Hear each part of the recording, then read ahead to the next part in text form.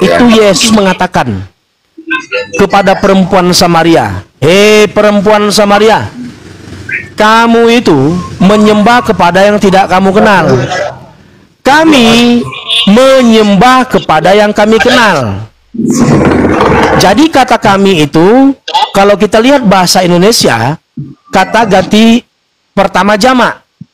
Yang mana kata ganti pertama jamak itu berarti melibatkan penutur, melibatkan orang yang mengucapkan. Di sini yang menuturkan, yang mengucapkan adalah Yesus.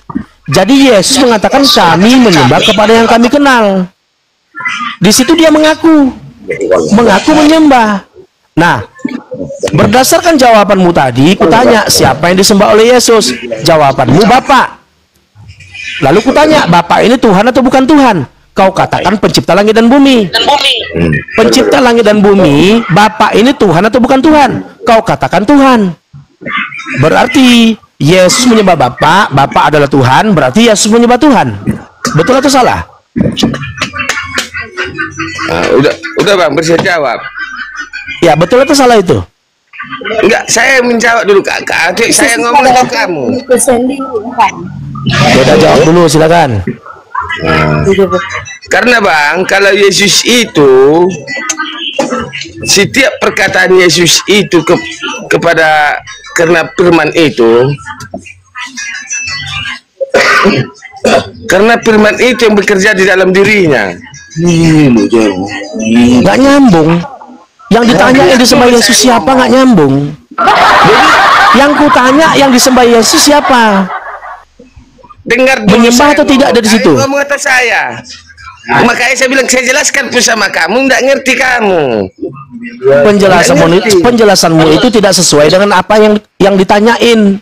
Yang kutanyakan apa yang kau jelaskan kemana-mana, nggak nyambung jadinya. Membuktikan kau bingung. Kau tidak paham dengan apa yang kau ucapkan. Itu menandakan kau sendiri bingung dengan Tuhanmu. Tadi kau katakan betul. Tadi kau katakan betul, Yesus itu menyembah, betul. Siapa yang disembah Yesus? Bapa, kau bilang. Nah, Bapa ini Tuhan atau bukan Tuhan? Kau bilang Tuhan. Berarti Yesus menyembah Bapa, Bapa adalah Tuhan. Berarti Yesus menyembah Tuhan. Coba, kalau bisa jelaskan sedikit. Iya. Ala kita. Iya, ala kita. Oke. Kenapa rupanya? Inilah salah satunya, Bang. Dengar ya. Boleh. Nama saya siapa? Berkasih tahu ya. Nama kau Raja Holong. Raja Holong. Ada anak saya. Ada anak saya. Karena udah saya dipanggil bukan Birman lagi. Nama anak saya dipanggil. Nama anak saya. Terus? Nama contohnya anak saya si Angel. Pak Angel. Nama saya lagi. Jadi kedua, sudah anak saya ini bercucu. Bukan dipanggil lagi Pak Angel, saya sudah opung nih si. Kita bicara Tuhan, Bang, bukan bicara keturunan. Tidak ada kita bicara keturunan. Yang kita bahas Tuhan. Kenapa kau ceritakan tentang keturunanmu sampai anak cucumu kau ceritakan? Nggak nyambung. Gimana nyambung ini? Nggak nyambung opung. Contohnya kami mempercayai Tuhan kami tidak dengan segenap hati, dengan segenap hati kami. Tidak apa-apa, kau percaya dengan Tuhanmu tidak masalah. Sebagai seorang yang beragama tentu percaya kepada Tuhan, itu betul itu. Kau percaya Yesus itu Tuhan, itu terserah imanmu, nggak apa-apa. Kalau kau bilang dia Tuhan nggak masalah. Sekarang pertanyaanku, yang disembah Yesus siapa? Kau lah bodoh. Kau Tuhanku bodoh. Siapa? Kasih tahu nanti sama kamu, Yesus itu. Ini saya bilang tadi. Apa? Yang disembah Yesus siapa, Pak? Yang disembah Yesus siapa? Kau disembahnya Bapak yang di sorga. Bapaknya yang di sorga. Bapaknya di sorga itu Tuhan atau bukan Tuhan? Maha pencipta langit dan bumi. Bapa yang di sorga pencipta langit dan bumi ini Tuhan atau bukan Tuhan? A. Tuhan, B. Bukan Tuhan. Tuhan. Berarti Yesus menyembah Bapa pencipta langit dan bumi yang di sorga itu adalah Tuhan, betul? Berarti Yesus menyembah Tuhan, betul? Ya. Ya udah, berarti Yesus menyembah Tuhan. Ya. Udah saya bilang, Bang. Hah? Udah saya bilang tadi sama kamu. Apa jawabannya? Karena Allah berfirman kepadanya, pada mulanya inilah firman. Firman itu bersama-sama. Pasal 1, ketua tidak pernah salah. Pasal 2, kalau ketua salah kembali kepada pasal 1. Kayak gini jadi diskusinya. Korban terjemahan aja ternyata masih. Kalau nggak mempercayai, Bang, penting saya tunjukkan jalan kebenaran itu sama abang. Kalau nggak mempercayai, saya tidak paksakan, tapi itulah kebenaran itu. Ikut jalan kebenaran itu bagaimana? Yang mana yang Tuhan? Coba yang mana yang Tuhan? Yang disembah Yesus yang Tuhan, atau Yesus yang menyembah Tuhan adalah Tuhan, atau dua-duanya Tuhan? Yang mana yang Tuhan? Bang, sama itu. Bangsa. Yang mana yang Tuhan? Di Muslim ya, di Muslim. Abang mempercayai Isa Al-Masih Bingung. nggak? Bingung. Yang mana yang Tuhan kok bingung? Di situ ada yang menyembah, ada yang disembah. Berarti di sini ada berbeda. Ada seseorang yang menyembah kepada seseorang lagi yang lainnya. Pertanyaannya yang mana yang Tuhan? Yang disembah yang Tuhan atau yang menyembah yang Tuhan? Yang mana yang Tuhan? Terserah kamu lah, mana-mana. Atau dua-duanya Tuhan? Sembah terserah kamu lah. Nah, bingung kan? Bingung. Kristen nuduh-nuduh masuk Islam bingung, padahal dia sendiri bingung dengan Tuhannya. Bukan bingung saya, bukan. Kalau kau tidak bingung, kau jawab yang mana yang Tuhan? Siapapun yang nggak Kalau kau tidak bingung, itu yang pasti dibilangnya. gini Bang Raja Holong, kalau kau tidak bingung, Bang Raja Holong, kalau kau tidak bingung, kau tinggal jawab saja yang mana yang Tuhan. Yang disembah oleh Yesus yang Tuhan, atau Yesus yang menyembah Tuhan adalah Tuhan, atau dua-duanya Tuhan. Bang, karena sangonon kata temanmu itu. Allah itu berfirman turun ke dunia. Tidak masalah. Tidak masalah. Aku nggak nanya Allah itu turun ke dunia mengutus firman-Nya, kau bilang. Itu tidak masalah, Bang. Bang Raja coba cari tempat yang agak fokus, Bang, supaya nggak terganggu. Kau kalau sambil minum tua, cari tempat yang enak. Kau kan sambil minum tua ini kan, di Lapo kan? Itu aku, Bang. Minum kopi nih, Bang. Tengok, Bang, aku. Oh, minum kopi. Coba cari tempat yang enak lah. Diganggu sama teman-temanmu itu. Teman-temanmu pada protes kan? Emosi temanmu kan? Iya, ngencet di samping itu kayaknya. Bang, bagi Bang, kalau kita bukannya Bang ya, aku memang tidak menghargai orang Abang. Aku hargai. Aku hormati orang Di sini Abang. kita saling menghargai, Bang. Di sini kita saling menghargai, saling bertanya. Di sini Bang Sarul tidak ada menuduhkan, tidak ada menyimpulkan. Bang Sarul hanya bertanya, yang mana yang Tuhan? Yang disembah oleh Yesus yang Tuhan, atau Yesus yang menyembah Tuhan adalah Tuhan, atau dua-duanya Tuhan? Kau tinggal jawab saja. Yang mana yang Tuhan? Oke. Karena gini, Bang. Silakan. Gini, karena Tuhan itu adalah bahasa sang pencipta. Bingung. Bapak. Bingung. Bingung. Makanya turunlah Yesus adalah firman. Itu firman Tuhan, Bang. Firman Tuhan. Kami mempercayai. Oh, jadi Yesus ini firman Tuhan. Berarti Yesus ini firman Tuhan. Iya. Bukan Tuhan. Bukan Tuhan. Itu Tuhan kami yang kami percayai juga. Yang turun menjadi manusia ini firman Tuhan. Karena itu Tuhan itu sendiri. Tuhan itu sendiri. Makanya dia jadi firman. Yang berfirman siapa? Yang berfirman? Yang berfirman siapa yang berfirman? Gak capek aku ngomong Dalam kitab sama Kejadian, dalam kitab Mazmur, yang berfirman itu Tuhan atau bukan Tuhan? Tuhan yang berfirman, Bang. Berfirmanlah Allah. Dalam kitab Kejadian dikatakan berfirmanlah Allah, jadilah terang-terang itu jadi. Dalam kitab Mazmur dikatakan sebab Allah berfirman, maka semuanya jadi, dan Allah memberikan perintah, maka semuanya jadi. Jadi pertanyaanku, dalam kitab Kejadian, dalam kitab Mazmur, yang berfirman itu Tuhan atau bukan Tuhan? Tuhan.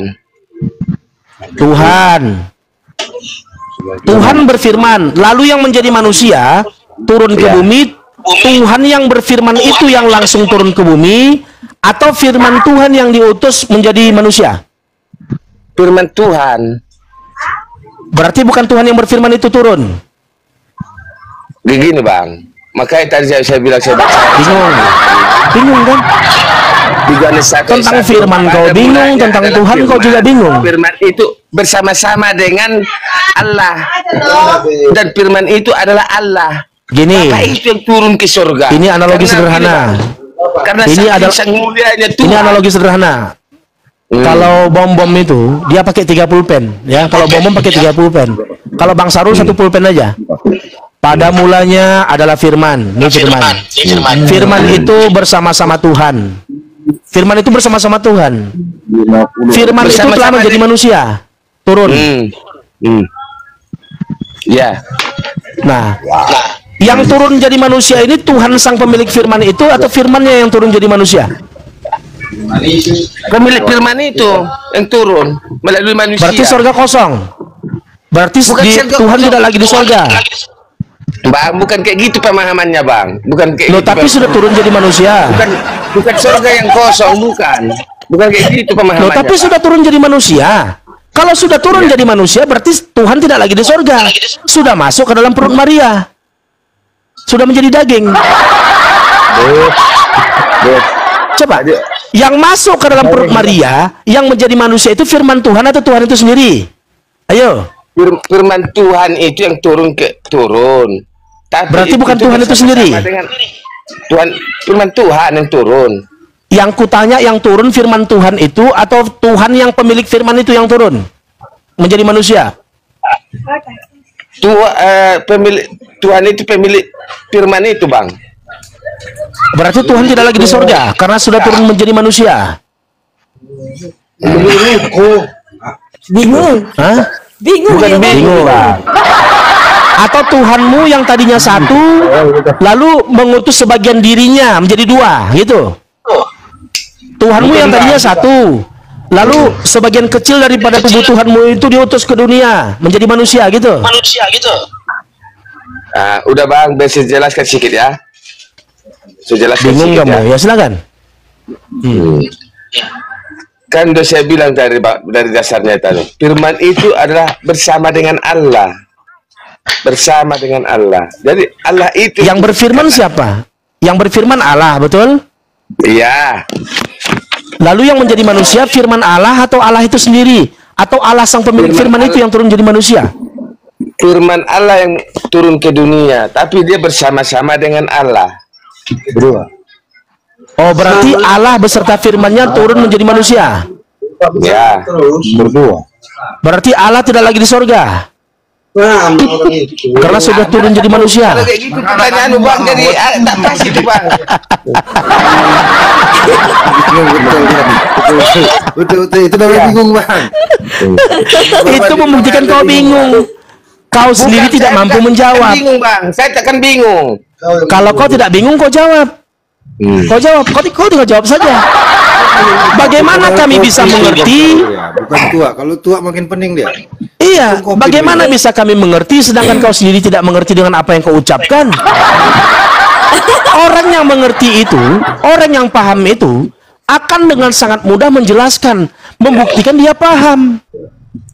Sedangkan kau sendiri tidak paham dengan apa yang kau ucapkan, sehingga ketika kutanya ke kanan kau jawab ke kiri, ku kejar ke kiri kau lari ke kanan, ku kejar kau ke kanan lari lagi ke kiri. Akhirnya apa? Kiri kanan tidak ada jawaban, muter-muter jadinya. Bisa merokok lah, silakan nanti. Oke. Jangan tanya sama host dulu, boleh nggak nanti kena ban? Pak, merokoknya sembunyi-sembunyi aja, jangan ditampilkan kamera. Oke. Saya senang juga kayak gini berdiskusi bang, senang juga saya. Karena apa bang saya senang? Itulah firman Tuhan itu bang. Firman itu sang firman turun ke dunia, kami mempercayai. Yang menjadi manusia sang firman, bukan Tuhan itu sendiri. Mamanya inilah. Tuhan itu sendiri bang yang turun. Dia bersama-sama dengan Allah. Berarti Tuhan itu nggak lagi di surga. Bukan karena sudah turun. Bang, mau dikedai tua dia, mau dia apa dia terserah, tapi firman Allah itu turun ke dunia. Mau bikin itu mau bikin dia. Mau kemana dia urusan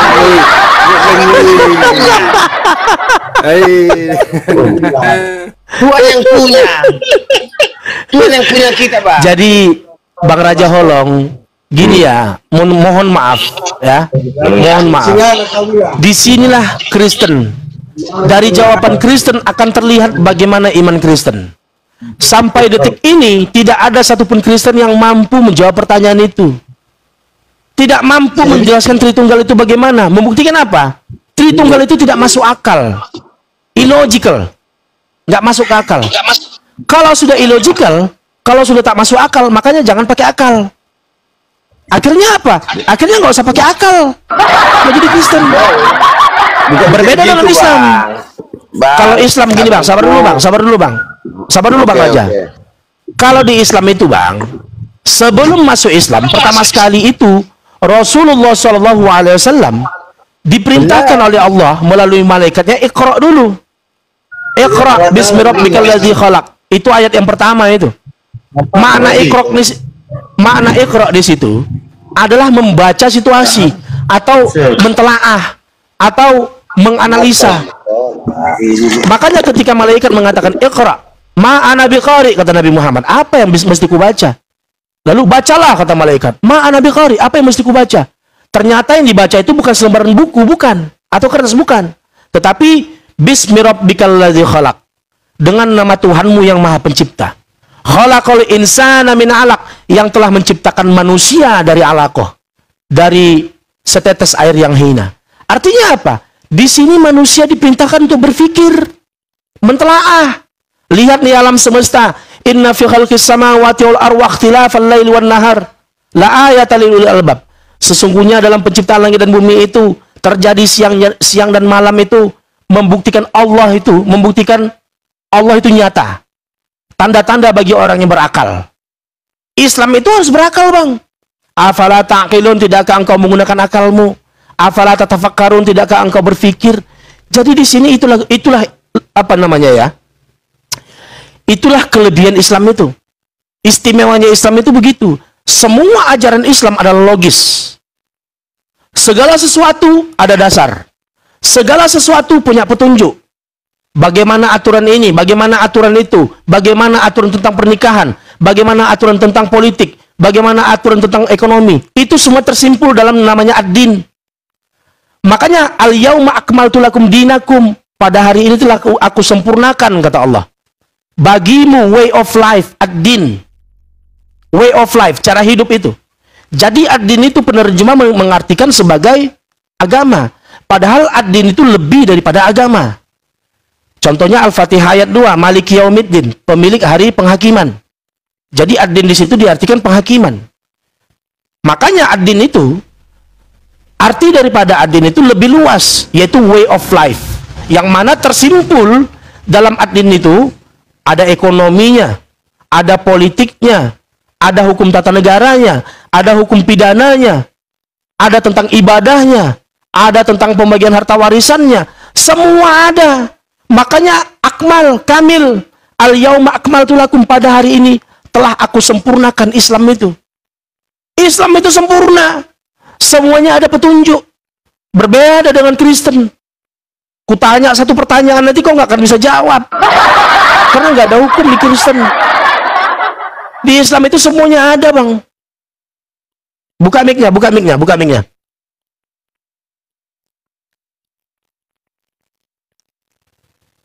Buka mic-nya.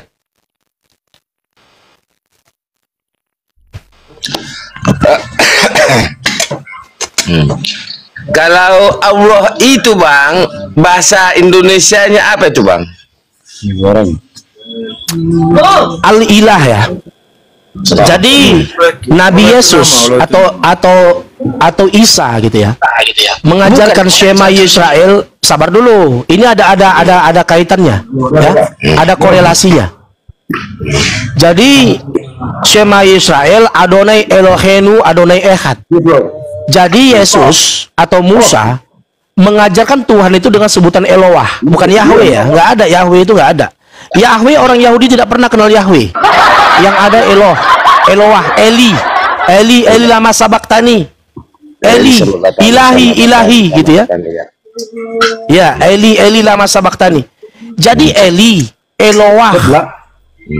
Kenapa Eli itu pakai domir? Kalau dalam bahasa Inggris itu pakai dia.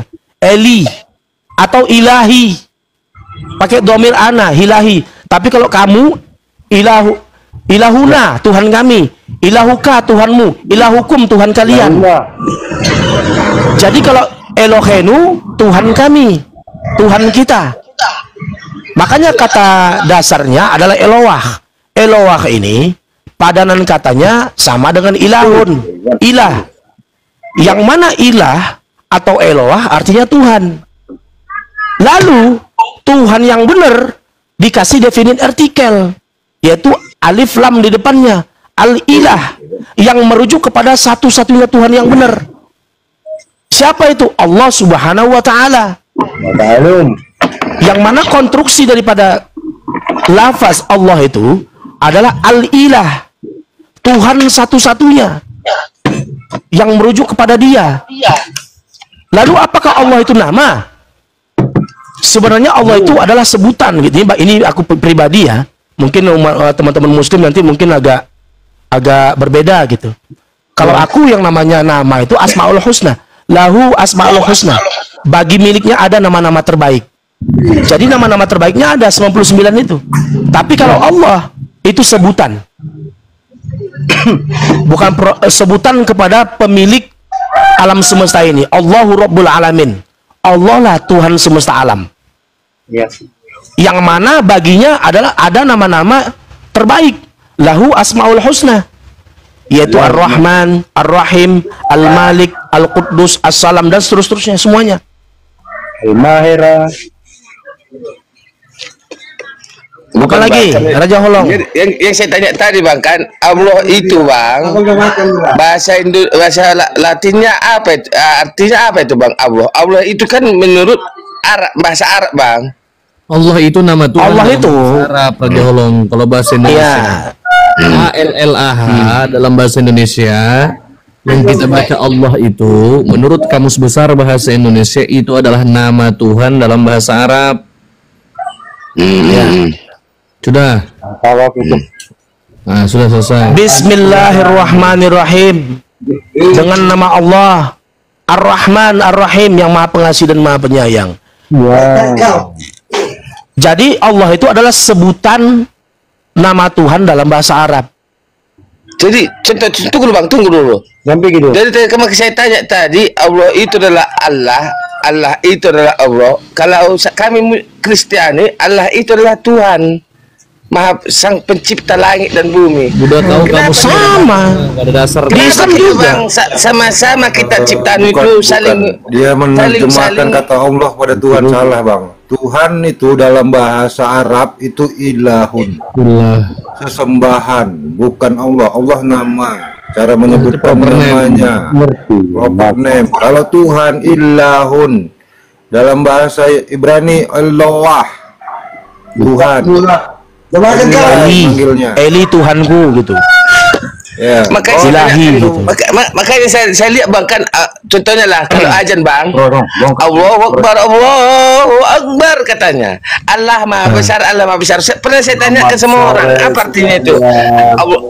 Allah Maha Besar, bukan Allah lagi, udah Allah itu. Saya bilang Allah Maha Besar. Karena coba bang kita lihat waktu di televisi pas ajan. Yang pertanyaannya apa? Allah Maha Besar itu yang kau tanyakan apa? Contohnya gini bang, kalau di bahasa Indonesia kan Allah itu apa itu bahasa Indonesianya bang? Nggak ada artinya bang. Jadi artinya. Allah itu nggak ada arti. Gini, kalau Allah itu diartikan, nanti di negeri sana nanti diterjemahkan, di negeri sana diterjemahkan. Islam itu sesuai dengan lafaznya, bahwasanya Al-Quran atau Islam itu Allah ajarkan nabinya dalam berbahasa Arab. Inna nazalna al-Quran Arabian. Sesungguhnya telah kami turunkan Al-Quran itu dengan menggunakan bahasa Arab. Tidak boleh diterjemahkan. Termasuk lafaz Allah itu adalah nama Tuhan dalam bahasa Arab. Kalau kau tanyakan apa artinya, Ini nggak bisa kami jawab, karena Allah itu adalah Tuhan semesta alam gitu. Ini kenapa agak noise betul ini ya? Ya, diam dulu aja Holong sedikit ya. Kau juga diam Abdon, nggak bisa nonton kau. Bang Ardi monitor Bang. Ini kalau kita berbicara etimologi dan terminologi, coba kita masuk ke Bang Ardi. Oh ya, Bang Ardi aja, silakan. Bang Ardi monitor Bang. Bang Ardi, Bang dah. Tidur ini. Takutnya Bang Ardi dua natur nggak? Enggak. Bang Ardi monitor Bang, tidur kah? Ya lanjut Bang Sarul, silakan Bang Ardi tidur masih. Sebetulnya kalau Bang Ardi dia lebih paham masalah terminologi dan etimologi kata Allah itu. Ya lanjut Bang Sarul, silakan, nggak apa-apa, jelaskan aja Bang. Jadi kalau Raja Holong bertanya apa arti Allah, itu sama artinya apa arti Yehova, apa arti YHWH. Coba apa arti YHWH? YHWH, apa arti YHWH? Kan nggak ada kan? Nggak ada artinya. Itu tetragramaton. Yang mana tetragramaton ini orang-orang Yahudi sangat mengsakralkan sehingga mereka mengatakan YHWH, Yod Hev Vav Ve. Kalau ditanya arti, nggak ada arti itu. Sama dengan Allah. Apa arti Allah? Ya nggak ada dong artinya. Proper name ditanya arti kan lucu. Berbeda dengan Tuhan kalian. Tuhan kalian itu punya nama, lalu berbeda negara, beda sebutan. Kenapa? Karena terjadi sinkritisme, penyesuaian gitu. Masuk ke Eropa nanti bunyinya jadi Jesus. Masuk ke Ibrani menjadi Iso atau Yehoshua. Nanti masuk ke Medan menjadi Yesus. Nah itulah Tuhan Kristen, berbeda-beda wilayah, beda sebutan. Di Islam itu nggak kayak gitu. Bang Nababan itu di mute, Bang Nababan. Bang Nababan punya di mute itu. Karena mic-nya tertutup itu, Bang Raja Holong. Mute itu.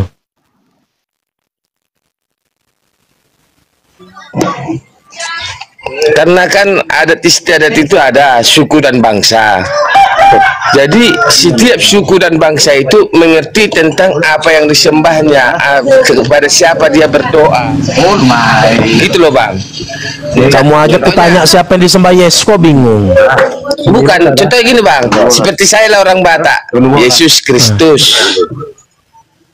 Jadi di suku orang Jawa dia Gusti Allah, Gusti Yesus katanya. Jadi masing-masing suku dan bangsa itu punya, supaya dapat mengerti cepat dia siapa Tuhan itu, Maha Pencipta, Pencipta, jadi cepat mengerti. Makanya kami orang Kristen ini Bang cepat mengerti kami.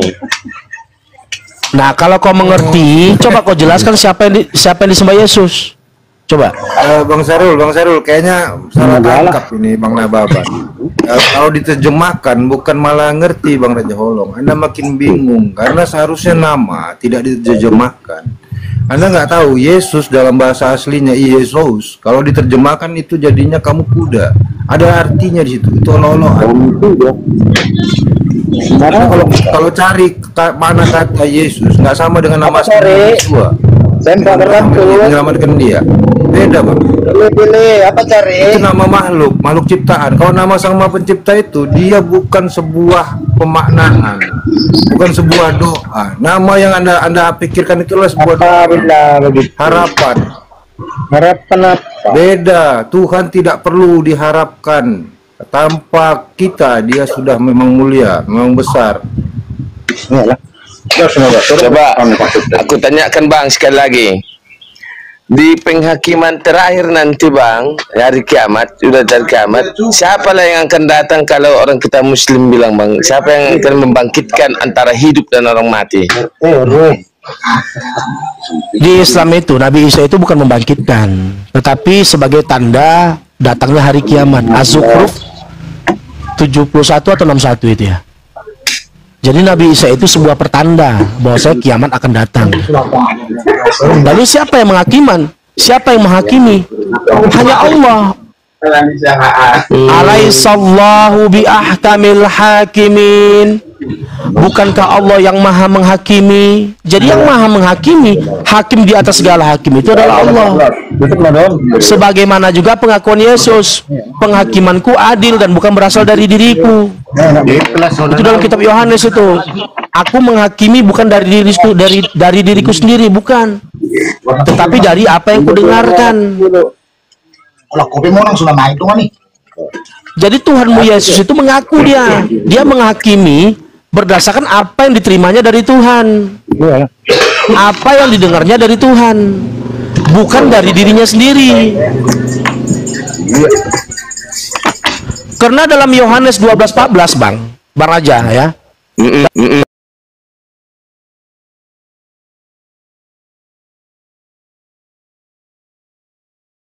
dalam tuh berungkat.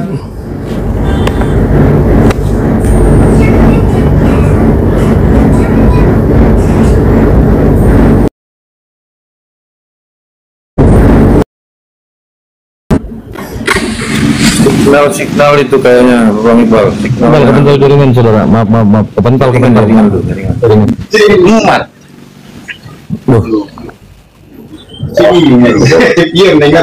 Halo. Ya lanjut. Sorry kepental. ya. Tadi agak gangguan jaringan Bang Raja Holong. Enggak apa-apa Bang. Jadi gini Bang Raja Holong ya.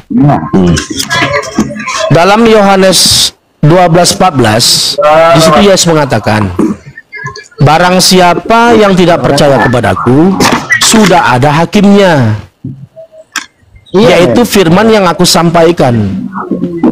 Menurut Yesus, yang menjadi BAP standar penghakiman itu adalah firman yang diajarkan oleh Yesus. Makanya dalam kitab Yohanes, Yesus juga mengatakan, aku menghakimi bukan dari diriku sendiri. Jawabannya Yohanes 12:48 itu, bahwasanya penghakiman Yesus berdasarkan firman yang disampaikannya. Nah, firman yang disampaikan oleh Yesus, siapa Tuhan yang benar itu satu-satunya atau Tritunggal? Dalam Yohanes 17:3 dikatakan, mengenal engkau satu-satunya Tuhan yang benar. Itu firman yang disampaikan oleh Yesus. Itulah yang nanti menjadi dasar penghakiman. Makanya efeknya dalam Matius 7 nomor 21 sampai dengan 23, orang yang berseru-seru Tuhan kepada Yesus itu diusir itu. Penyalah kau karena kau semuanya pembuat kejahatan. Aku tidak pernah mengenal kalian, kata Yesus. Jadi kalau berbicara tentang penghakiman Raja Holong ya, justru kau harus paham dulu nih penghakiman Yesus bagaimana. Pengakuan ini Raja Holong ini gak fokus diskusinya, jadi males juga sih. Teman-temannya gangguin terus. Gak fokus Raja Holong. Ya masuk aja masuk. Naikkan yang hotel lain lah Bal. Iya, soalnya dia sama jelaskan bodoh itu juga nggak ada akalnya juga bodoh. Caca mau bikin satu kesimpulan dulu tentang Raja Solong ini. Jadi Raja Solong itu kesimpulan dikit aja Bang. Jadi tadi kan dia bilang dia murtad gara-gara dia nggak tahu aja bacaan Al-Fatihah ya. Jadi Raja Solong ini kayak dia tuh kayak gini, kayak dia masuk dalam restoran sehat, lihat menu salad, menu sayur, jus buah.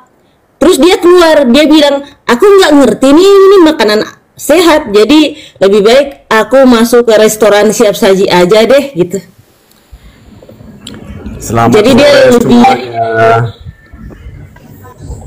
ya sore Abdul. Iya, yang kalau diajak yang ngobrol-ngobrol itu yang nyambung lah. Iya, temanmu tadi gak nyambung, akalnya pun tak sempurna, bingung juga. Don, kami ngajak ngobrol yang berani berbicara, berani tampil, Don. Coba tampilkan. Iya, makanya maksud saya gini loh, kamu orang yang bicara tentang Tuhan. Don, open cam dulu Don. Di sini yang ditampilkan itu yang berani tampil ya karena benar. Berani tampil, tampilkan Ya, wajah. kenapa harus tampil wajah sih? Enggak, kau nggak tahu syarat komal Itu ini, kan, naik itu kan komal. profil saya kan asli itu fotonya itu. Siapa yang Kalau percaya? asli Don? tampilkan, Berani percaya. kalau asli tampilkan saja Bang Siapa Abdon. yang percaya? Ya saya lagi nyantai di sini. Belum bisa on cam dia bang, Jadi gini. belum ada fiturnya. Jadi kalau kamu orang Ini juga cuma bicara tahu, Tuhan, kamu ujung-ujungnya sebenarnya nih, kenal acak Tuhan aja. gitu loh.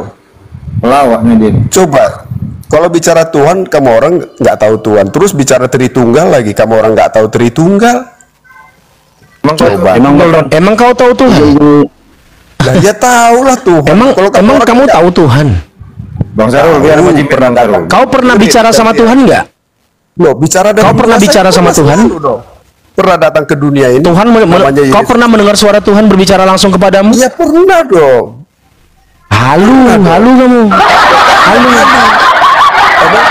Rupa Tuhan, suara Tuhan tidak pernah kau dengar. Hei, Yohanes 5 nomor 37, rupa Tuhan, suara Tuhan tidak pernah kau dengar. Itu kata Yesus. Siapa? Kata siapa? Jadi kalau kau ngaku-ngaku berbicara kepada Tuhan, suara itu Tuhan apa? kau dengar, Saya tanya berarti tentu aku lebih percaya Yesus dong daripada kau. Tuhan itu apa? Ayo. Nah, balik ke istilah kan? Tuhan. Nah, bukan. Jadi gini. Omongan mau dibuka dengan apa yang dikatakan ini. Iya. Katakan kau nggak percaya Yesus, gini. Don. Jadi Kejadian 1 ayat 26. Saya pakai data loh. Ya, biar kamu paham. Marilah kita menciptakan manusia. Dengar dulu. Firman Tuhan itu begini, marilah kita ciptakan manusia seperti rupa dan gambar kita. Jadi Tuhan itu rupanya rupa manusia. Tunggu. Jelas itu. Sebentar. Nggak Dari apa-apa. mana kau katakan itu firman Tuhan, Don? Coba kau identifikasikan dulu firman Tuhan dari mana? Udah. Itu nggak ada katanya firman Tuhan. Coba kau identifikasikan itu firman Tuhan dari mana? Coba. Itu dulu coba. Tadi kau bilang nggak tahu firman. Gini, dengerin kau aja. Dari mana Nah, firman? firman yang hidup itu Yesus, firman yang mati itu kamu. Identifikasi Apa? Quran. yang Quran kau itu kan baca sebut tadi firman, betul firman Tuhan yang kutanyakan. Coba kau Yang identifikasikan 1 yang ayat kau baca tadi 26 benar Allah firman Tuhan. berfirman. Allah berfirman. Tahu nggak Allah berfirman itu? Marilah kita ciptakan manusia. Dengar dulu, kau nggak tahu Tuhan. Dengar dulu. Kejadian 1 ayat 26, Allah berfirman, marilah kita ciptakan manusia seperti rupa dan gambar kita. Udah kau bacanya aja salah. Berarti kau rubah itu. Berarti itu bukan firman Tuhan. Jangan kau Kalau firman Tuhan nggak bisa kau rubah, Don. Gini, Nggak bisa kau ubah kalau firman kenal Tuhan. Tuhan aja kok. Kau makanya nggak tahu Tuhan itu firman seperti Tuhanmu apa kalau apa? berfirman. Firman Tuhan Tuhanmu ketika apa? berfirman, Ya, Quranmu. makanya namanya firman. Firman itu artinya adalah ketetapan yang tidak bisa diubah. Begitu diucapkan, dia tidak berubah. Kau ngomong ubah apa kata-kata kau itu, itu? bukan firman lagi dia, Don. Apa ngomong apa? Allah Kau ngomong apa, kau baca Bro? dalam terjemahan aja Ya, kau dengar. ubah. Kau nonal Dengar aslinya dulu. nggak tahu kau. Dengar. Makanya Kau bilang coba identifikasikan itu firman Tuhan. Siapa yang bicara, Siapa? pakai bahasa apa bunyinya? Nabi yang Firman berbahasa Tuhan. Arab. Coba kau identifikasikan itu firman Tuhan, ya. Bukan. Siapa Apa Nabi bunyinya? berbahasa Siapa Arab? yang Ada Nabi mengucapkan? dari Israel berbahasa Arab. Seperti apa bunyinya? Apa arti Bahasanya firman? bahasa apa? Itu Apa firman itu Tuhan. firman? Coba Firman itu kau apa? identifikasikan. Bunyinya. Firman itu dalam bahasa Apa bunyinya firman Tuhan di aslinya, maksudmu? bahasa Firman. Persia menyatakan ketetapan dekret yang tetap tidak bisa diubah. Ngomong Persia kau. Kau baca aja baru apa datang makna tahun firman 700 ngomong dalam Persia kau. etimologi bahasa? Kau nggak ngerti apa-apa, Don. Kau di sini cuma ngelacun. Ngelawak kau, ngelawak. Izin, maksudnya gini tadi, dia kan udah ngajar menyatakan tentang Tritunggal, dia lebih paham Tritunggal, jadi justru itu kita pahami dulu, dia harus jelaskan Tritunggal itu apa, asalnya dari mana, konsepnya dari mana, pernyataannya dari mana. Kalau saya seperti itu, karena kalau dia membahas Tritunggal, saya lebih ngerti Tritunggal daripada dia, karena saya 27 tahun di Tritunggal, saya lebih ngerti Tritunggal itu tidak ada di dalam Bible, konsepnya juga tidak ada di dalam Bible. Jadi Tritunggal itu adalah doktrin, namanya doktrin adalah pemahaman manusia. Ya, bedakan doktrin dengan perintah. Doktrin adalah sesuatu hal yang keluar dari pemikiran manusia yang dicetuskan dan dijadikan itu suatu pembenaran. Sementara perintah itu adalah perintah yang disampaikan oleh Tuhan yang menjadi taat tanpa dipertanyakan. Makanya Jadi kalau dia tadi membahas tentang Tritunggal, maksudnya biar saya masuk gitu, biar kita tanya, karena semua Kristen Protestan akan mengaku bahwa dia lebih paham Tritunggal. Makanya ditanya asal Tritunggal itu apa, konsepnya dari mana. Begitu cara untuk mendekat dia. Saya bukan menggurui para guruku, tapi saya lebih ngerti Tritunggal itu karena saya 27 tahun di sana. Saya diskusi juga sama pendeta offline itu sama pendeta Tritunggal gitu. Tapi kalau Oneness, Unitarian, saya angkat tangan dalam hal tersebut. Kira-kira begitu saudaraku. Lanjut. Iya, betul. Tapi Abdon tadi mau cuma pelawak gini, aman, nggak apa-apa. Nanti yang lain kan ada yang nengapi. Nanti kalau ada yang lagi mau bahas Tritunggal, silakan ya. Jimen ini lebih paham tentang Tritunggal. Karena berapa malam kami bahas dengan Jimen ini Tritunggal. Dari mulai yang mudah sampai yang rumit sudah dibahas sama Jimen. Coba kalian Kristen mana yang paham tentang Tritunggal, silakan. Naik, jelaskan kalau kalian mampu.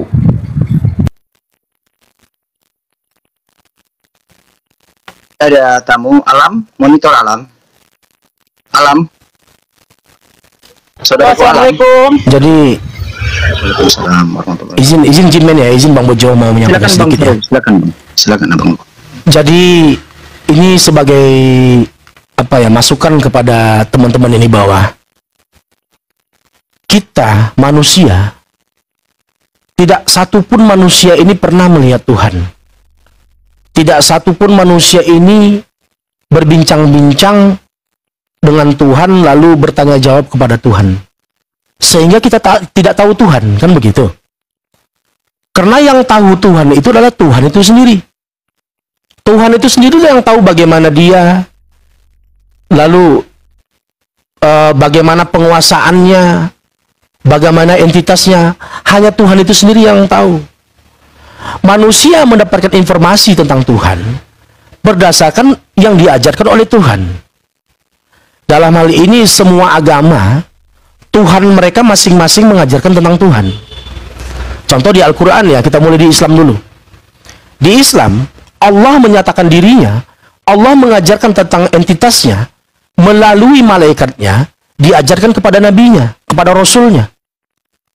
Jadi malaikatnya menyampaikan kepada rasulnya, dalam hal ini Nabi Muhammad SAW, bahwasanya yang pertama Allah itu tidak serupa dengan apapun. Laisa kamitslihi syai'un. Kemudian Allah itu hanya satu-satunya, ahad. Lalu dipertegas lagi dalam surah Al-Baqarah ya, wa ilahukum ilahu wahid, la ilaha illahu. Bahwasanya Tuhan kalian itu hanya satu, tidak ada Tuhan selain Dia. Itu. Kemudian Allah juga mengajarkan kepada Nabi Muhammad agar Nabi Muhammad mengajarkan kepada kita dalam surah Al-An'am 103. La tudrikul absar wa huwa yudrikul absar. Bahwasanya dialah Allah, tidak dapat dicapai oleh penglihatan mata. Jadi mata kita yang tidak mampu melihat Tuhan. Lalu kalau tidak mampu dilihat, apakah Allah itu nyata atau tidak? Al-Hadid ayat 3. Dikatakan huwal awwalu wal akhir wal zahir wal batin. Jadi Allah itu maha nyata, maha zahir. Hanya Dialah yang nyata. Artinya selain daripada Allah, kita ini semuanya fana. Kita ini semuanya baru. Kita semuanya adalah ciptaan Tuhan. Tanpa Tuhan kita nggak ada. Jadi Tuhan itulah yang satu-satunya yang nyata, yang maha nyata.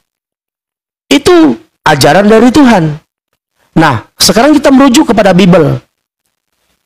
Menurut utusan Tuhan, Yesus yang diutus oleh Tuhan, mengajarkan tentang Tuhan. Bahkan hukum yang pertama, hukum yang terutama itu. Sebelum ada hukum pertama, kasihilah Tuhan Allahmu. Hukum kedua, kasihilah manusia. Namun ada lagi hukum terutama. Kalau sudah terutama, berarti itu yang tidak ada lagi yang di atasnya. Paling tinggi itu. Ini kalau di Islam, awaludin ma'rifatullah.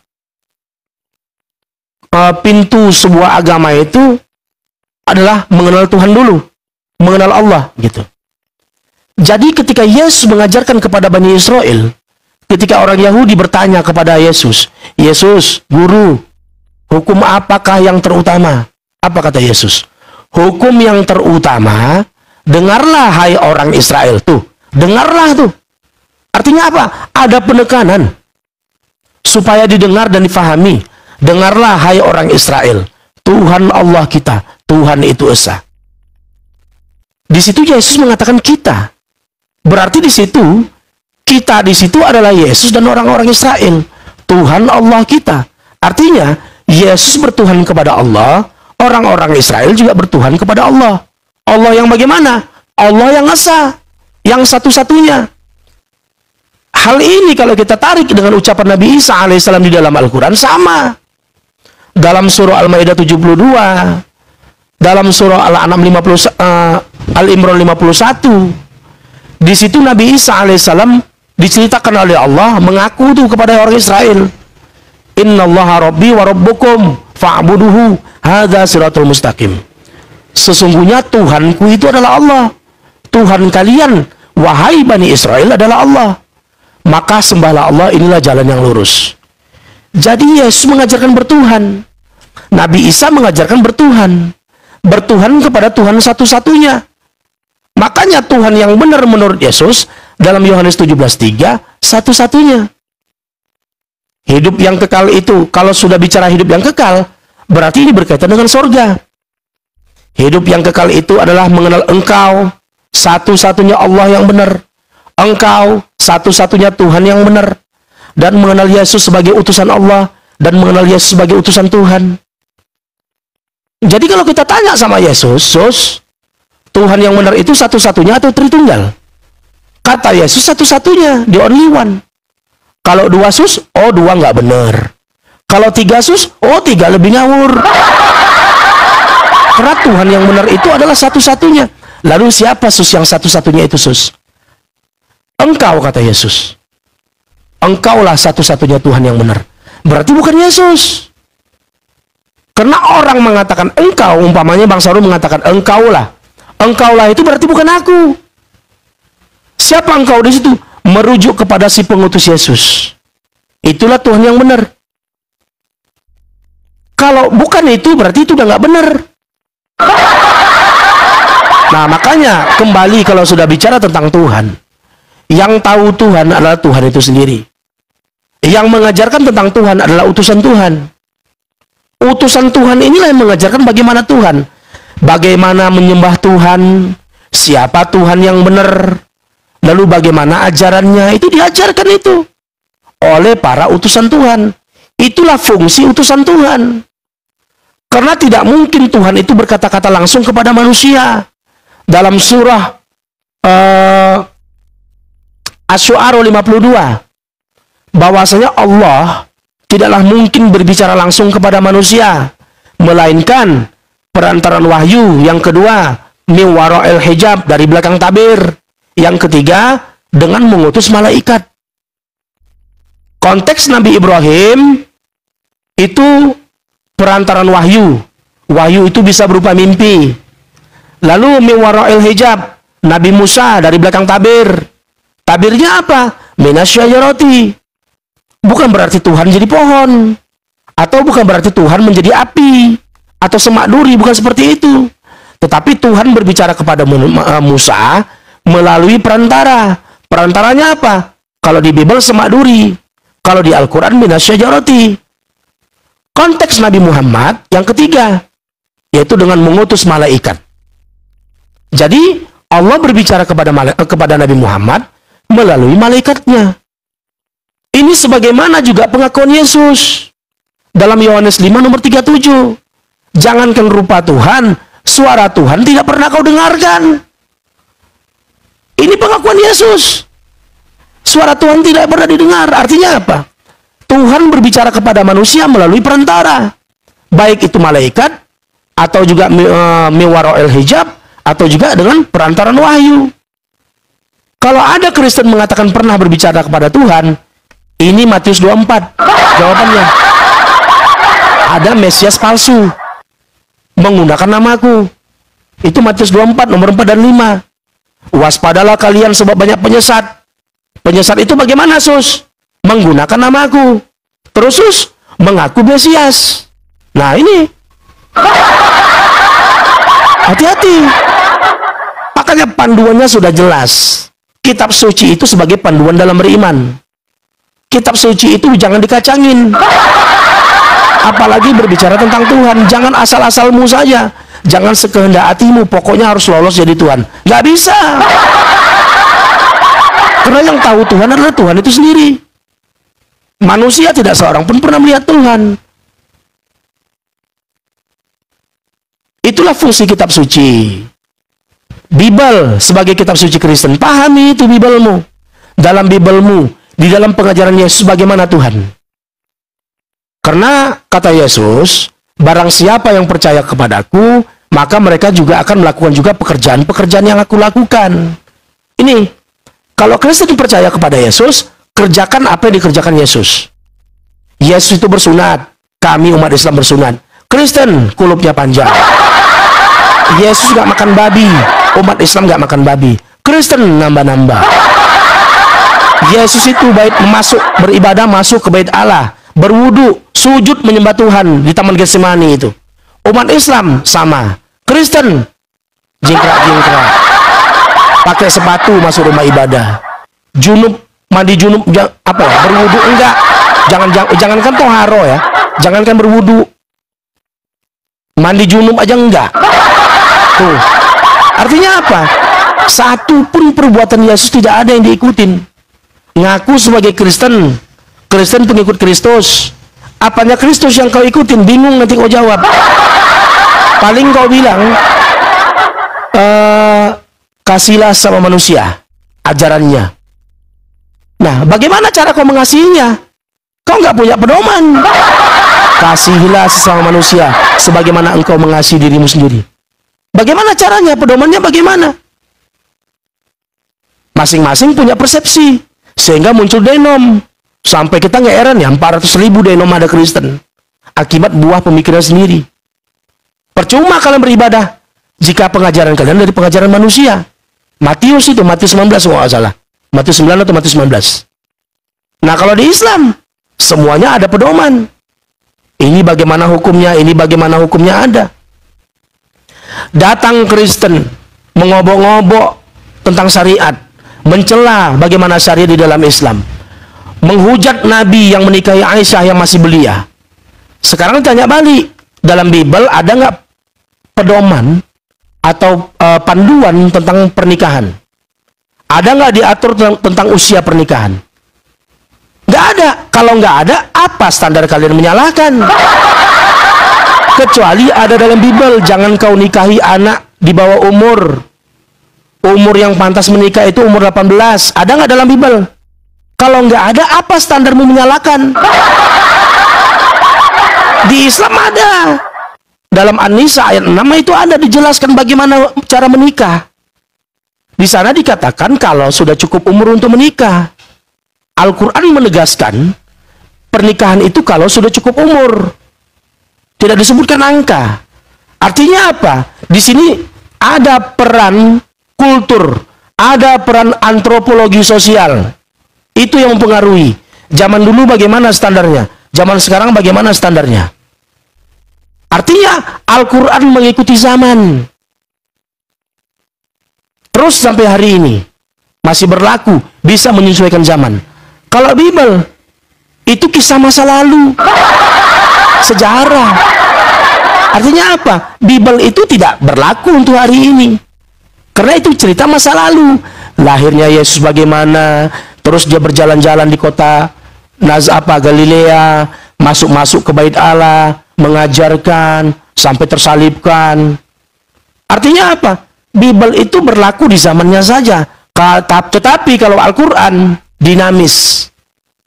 Semua hukum-hukum di Al-Quran itu sampai hari ini masih bisa berlaku. Contohnya apa? Tentang pernikahan tadi. Dalam surah An-Nisa yang berlaku sesuai dengan zamannya. Kalau betul hadis itu, ya hadis Bukhari, bahwasanya Aisyah mengaku dipinang oleh Rasulullah usia 6, lalu berumah tangga di usia 9. Dan itu berlaku di zaman itu. Enggak masalah. Karena di Al-Quran mengatakan kalau sudah cukup umur.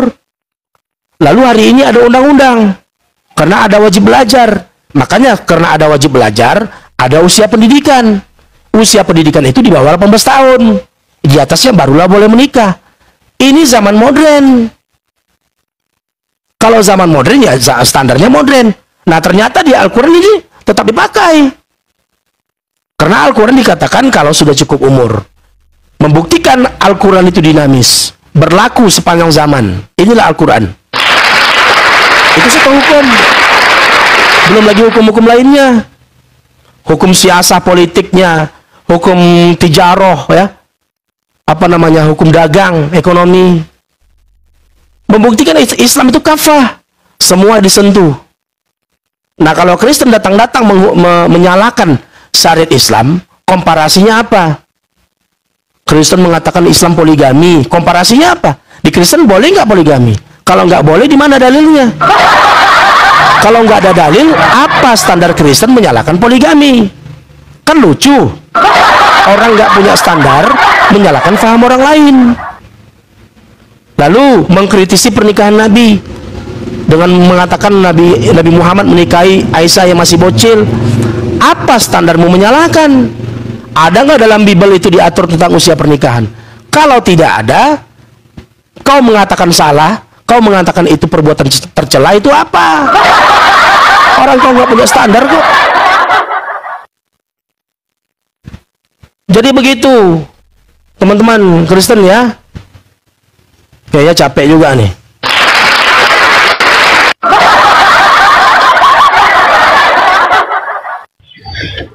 Assalamualaikum. Waalaikumsalam warahmatullahi wabarakatuh. Uni, iya ada Uni nih. Uni mau ngasih pengajian. Silakan Uni. Assalamualaikum. Panjangan si akunya. Assalamualaikum nih. Sorry, aku sambil makan teman-temannya jadi nggak terlalu nyimak. Bang Sarul monitor bang. Iya, aku mau buat kopi. Oh iya. Kasih Uni dulu biar Uni yang apa. Uni kapan mau kasih kajian tadi? Uni ada ngomong barusan. Belum ada Bang. Oh masih parkun tidur dia tuh. Ya udah Bang Sarul masuk lah, lanjut. Bikin kopi dia bang. Kopi dia bikin kopi. Ya, Assalamualaikum Bang Bejo. Waalaikumsalam Cah, sehat Cah. Alhamdulillah. Gimana kabarnya Bang? Alhamdulillah. Pulang Cah, malah aja pun Cah. Jauh-jauh kan. Insyaallah Oktober pulang Bang. Oktober insyaallah. 2 tahun sudah berjuang Bang ya. Barakan maksudnya. Ya udah lanjut Bang Syahrul.